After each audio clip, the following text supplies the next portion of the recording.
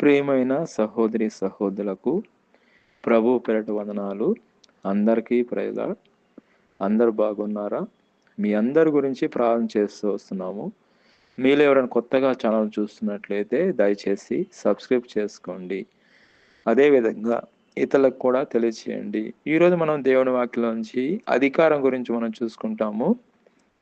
లూకా రాసిన సువార్త 10వ అధ్యాయము 19వ వచనంలో, ఇదిగో పాములను తేళ్లను త్రొక్కుటకును శత్రు బలమంతటి మీద మీకు అధికారమును అనుగ్రహించి ఉన్నాను. ఏదియో మీకెంత మాత్రము హాని చేయదు. ఏదియో మీకెంత మాత్రం హాని చేయదు. నేను 2 సార్లు చదివానండి. ఎందుకంటే దేవుడు మంచి వాగ్దానం మనం చేస్తా అన్నాడు. శత్రు బలమంతటి మీద మనకు అధికారం అనుగ్రహిస్తా అంటున్నాడు. అధికారం గురించి మనం చూసుకుంటున్నాము. అదేవిధంగా ఏదియో మీకు ఎంత మాత్రం హాని చేయదు అంటున్నాడు. మనం అప్పుడు చూసినట్లయితే ఉదాహరణకి పేషెంట్స్కి నర్సులు చూసేప్పుడు, డాక్టర్లు ఆపరేషన్ చేసేప్పుడు చేతికి గ్లౌస్లు వేసుకుంటారండి. ఎందుకంటే ఏదైనా పేషెంట్స్కి అయినా ఇన్ఫెక్షన్ ఉన్నా కానీ డాక్టర్లకు రాకుండా వాళ్ళు గ్లౌజులు వేసుకుంటారు. అది సేఫ్టీ కొరకు. అదేవిధంగా ఇక్కడ మనం చూసుకున్నట్లయితే దేవుడు వాగ్దానంలో ఏదియో మీకు ఎంత మాత్రం హాని చేయదని అంటున్నాడు దేవుడు. అది వాక్యంలో చూసినట్లయితే అపోస్తుల కార్యము 28వ అధ్యాయము 3వ వచనంలో, అప్పుడు పౌలు మోపెడు పుల్లలనేరి నిప్పుల మీద వేయగా ఒక సర్పము కాకకు బయటకు వచ్చి అతని చేపట్టాను. చూడండి, మనము హౌసెస్లో ఎలాగ ఉంటున్నామో పాములు కూడా కర్ర అంతా హోలే అండి. లోపల పైన కర్రగా కనబడుతుంది కానీ లోపలంతా హోల్ లాగా ఉంటుంది. ఆ హోల్లో పాములు ఉంటాయండి, విష సర్పాలు. వాటికి నివాస స్థలం, వాటికి హాయిగా పండుకో ఉంటాయి. ఏమైంది, పౌలు అక్కడ మోపెడు పుల్లలేరి నిప్పుల మీద వేయగానే సెగకి పాము బయటకు వచ్చి ఎవరు చేపట్టింది? పౌలు చేపట్టేసింది. విషసర్పం అండి. ఆ పాము కరిస్తే ఎవరు బతికే అవకాశమే లేదు. కానీ పౌలు చనిపోలేదండి. ఇక్కడ చూసినట్టయితే 5వ వచనంలో 28:5, అతడైతే ఆ విష జంతువును అగ్నిలో జోడించి వేసి ఏమి హానియో పొందలేదు. ఇక్కడ చూసినట్టయితే పాము అతన్ని కరిచినా కానీ అతనికి ఏం కాలేదండి. ఇదో ఈ వాగ్దానం కరెక్ట్ అండి, 100% కరెక్ట్ అండి. దేవుడు వాక్యంలో చూసినట్టయితే లూకా రాసిన సువార్త 10వ అధ్యాయము 19వ వచనంలో, ఇదిగో పాములను తేళ్లను త్రొక్కుటకును శత్రువు బలమంతటి మీద మీకు అధికారము అనుగ్రహించి ఉన్నాను. ఏదియో మీకు ఎంత మాత్రము హాని చేయదన్నాడు కదా. అక్కడ మనం చూసాం కదా, పౌలుకి పాము కరిచిన ఏం కాలేదండి. పాము పట్టుకున్నా ఏం కాలేదు. విష జంతువులు అవి, విష సర్పాలు అవి. మనిషిని పట్టి కరిచిందంటే ఇంక మనకు బతికే క్వశ్చనే లేదు, స్పాట్ డెడ్. కానీ అక్కడ పౌలు చనిపోలేదండి. ఎందుకని చనిపోలేదంటే ఆయనకి దేవుడు ఇక్కడ వాగ్దానం చేస్తున్నాడండి. ఏ మాత్రం మీకు హాని ఏమీ కాలుగదు అంటున్నాడు దేవుడు. ఆయనకి ఏం కాలేదండి. దేవుడు ఆయనకు తోడుగా ఉన్నాడు. దేవుడే ఆయన్ని కాపాడాడండి. అదేవిధంగా ఎఫెసీయులకు రాసిన పత్రిక 6వ అధ్యాయము 10 నుంచి 12 వచనాలు చూసినట్లయితే, తుదుకు ప్రభు యొక్క మహాశక్తిని బట్టి ఆయన ఎందు బలవంతులై ఉండుడి. ఇక్కడ మనం చూసినట్టయితే దేవుని యొక్క అధికారం మనం వాడుకోవాలి, పొందుకోవాలి. అదేవిధంగా దేవుని యొక్క మహాశక్తిని బట్టి బలవంతులుగా మనం ఉండాలండి. బలవంతులుగా మనం ఉంటేనే శత్రువు మనం ఏం చేయలేడండి. అప్పుడు మనం చూస్తూ ఉంటాం, బాడీ బిల్డర్స్, వాళ్ళెంతో బాడీ బిల్డర్స్ తింటారండి, బాడీని పెంచుతారు. అప్పుడే శత్రువు చూసి పారిపోతాడు. శత్రువు ఏం చేయలేడు. అంటే ఇక్కడ చూసినట్టయితే బాడీ బిల్డర్ అంటే బాడీని మనము ఏం చేస్తాం? శరీరాన్ని ఎక్సర్సైజ్ చేస్తాం. అదేవిధంగా ఇక్కడ దేవుడు ఏమంటున్నాడంటే దేవుడి యొక్క మహాశక్తిని బట్టి బలవంతులుగా మనం ఉండాలండి. మనం చూసుకున్నట్టయితే ఒక కుక్క మనకు రోడ్లో పోతుంటే మనల్ని కరవడానికి వచ్చింది అనుకోండి, మనం ఏం చేస్తాం? పో అంటే అది పైకి వచ్చేస్తుంది. పో అంటే అది పైకే వస్తుంది. అప్పుడు మనం ఏం చేయాలి? పక్కనే ఏదైనా కర్ర ఉంటే ఆ కర్ర తీసుకొని పో అంటే అది పారిపోద్దండి. అంటే కుక్క దేని చూసి పారిపోయింది? అది కుక్క కర్రను చూసి పారిపోయిందండి.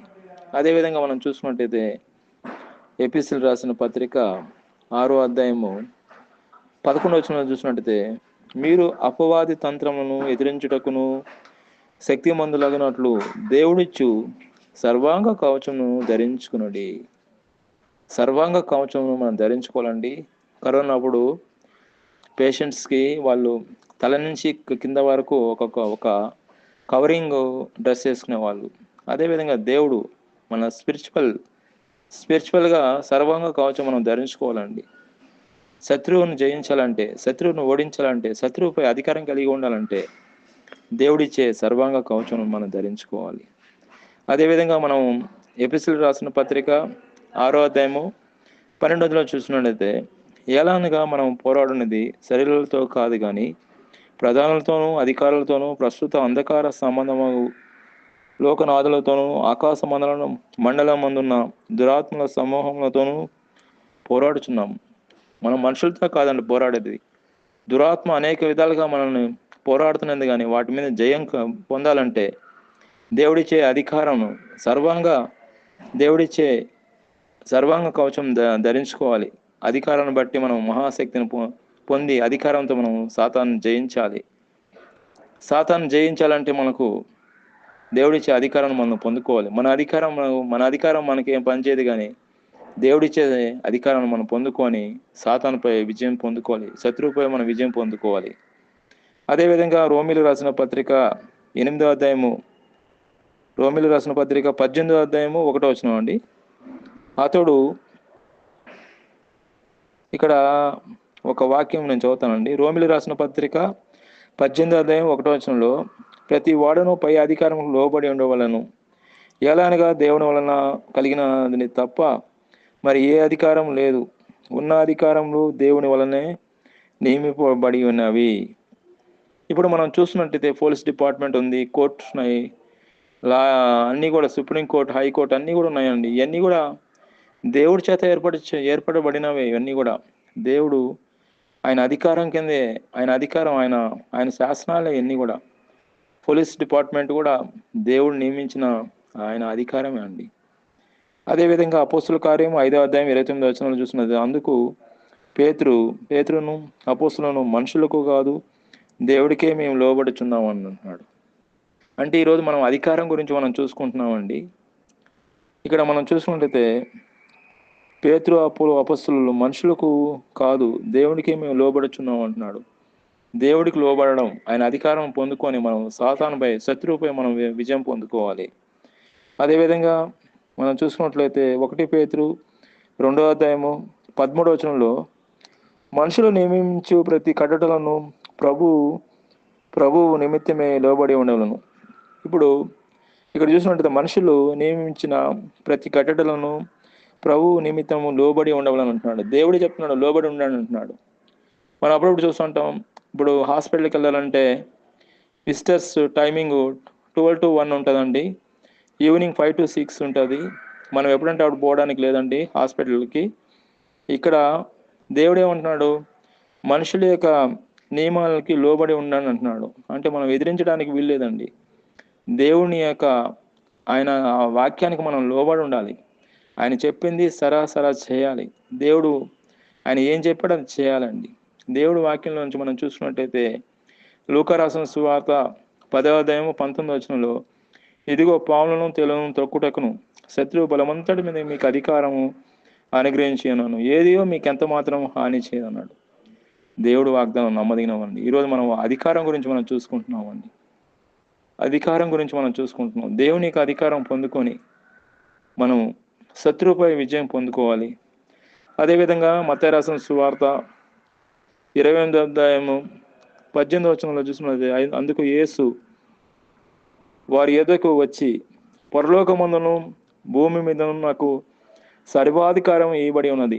ఇక్కడ చూసినట్టయితే శిష్యరికంపై అధికారం అండి. ఇక్కడ చూసినట్టయితే పరిచర్య చేసే వాళ్ళకి దేవుడిచ్చే అధికారం మనం పొందుకోవాలండి. పరిచర్య ఊరికనే చేస్తే కాదండి, దేవుని అధికారంతో మనం పరిచర్య చేయాలండి. దేవుని అధికారంతో ప్రార్థన చేయాలి. దేవుని అధికారంతో మనం వాక్యం చెప్పాలి. అప్పుడే ప్రజలు వాళ్ళు వింటారు. అప్పుడే వాళ్ళ ప్రజలు దేవుడు మన ప్రార్థన ఆలకిస్తున్నాడు. ఇక్కడ చూసినట్టయితే మత్తయి రాసిన సువార్త 28వ అధ్యాయము 19 వచనంలో, కాబట్టి మీరు వెళ్ళి సమస్త జనులను శిష్యులుగా చేయుడి, తండ్రికియో కుమారునికియో పరిశుద్ధాత్మకు నామంలో వారికి బాప్టిసం మిచ్చుచు. మత్తయి రాసిన సువార్త 28:20, నేను మీకు ఏ సంగతులు ఆజ్ఞాపించుతానో వాటినన్నిటిని గైకొనాలని వారికి బోధించుడి. ఇక్కడ వాక్యం చూసినట్టయితే అధికారం గురించి మనం చూసుకుంటున్నామండి. దేవుని యొక్క అధికారం, శిష్యరికంపై అధికారం. పరిచర్య చేసే వాళ్ళకి అధికారంతో పరిచర్య చేయాలి. అది మామూలుగా ఆర్డినరీగా పరిచర్య చేస్తే కాదండి, దేవుడిచ్చే అధికారాన్ని మనం పొందుకోవాలి. శిష్యులను ఏ విధంగా ఆయన ట్రైనింగ్ ఇస్తున్నాడో మనకు కూడా దేవుడు మనకు ట్రైనింగ్ ఇస్తున్నాడండి. అధికారాన్ని వాడుకోవాలి, అధికారాన్ని పొందుకోవాలి, అధికారాన్ని బట్టి మనం పరిచర్య చేయాలి, అధికారాన్ని బట్టి మనం వాక్యం చెప్పాలి, అధికారాన్ని బట్టి మనం ప్రార్థన చేయాలి, అధికారాన్ని బట్టే మన సమస్తాన్ని చేయాలండి. కాబట్టి దేవుడు వాగ్దానాలు నమ్మదగినవి, ఆయన నమ్మదగిన వాడు. లూకా రాసిన సువార్త 10వ అధ్యాయం 19వ వచనంలో, ఏదియో మీకు ఎంత మాత్రం హాని చేయదంటున్నాడు. అక్కడ మనం చూసుకుంటే పౌలుకి పాము కరిసినప్పటికీ ఏం కాలేదండి, ఆయన చనిపోలేదు. దేవుడు వాగ్దానం, ఇప్పుడు మనకు అర్థమవుతుంది, దేవుడు వాగ్దానాలు కరెక్ట్, 100% కరెక్ట్ అండి. ఆయన నమ్మదగిన దేవుడు. మనం కూడా ఆయన వాక్యాలు మనం విని, ఆయన వాక్యానుసారంగా మనం నడుచుకొని, దేవుని అధికారం పొందుకొని, దేవుని శిష్యులుగా మనం ఈ లోకంలో జీవించాలని కోరుకుంటున్నాం. దేవుడి ఈ వాక్యం దీవించిన గాక. ప్రార్థన చేసుకుంటాం. పరిశుద్ధుడైన దేవ, సర్వశక్తిమంతుడా, యేసుక్రీస్తు ప్రభువా, మీకు స్తోత్రం నాయన. మీరు ఇచ్చిన అధికారాన్ని మేము పొందుకొని మీ శిష్యులుగా మేము జీవించే కృపను దయచేయమని యేసుక్రీస్తుని ప్రార్థన చేస్తున్నాం తండ్రి. ఆమేన్.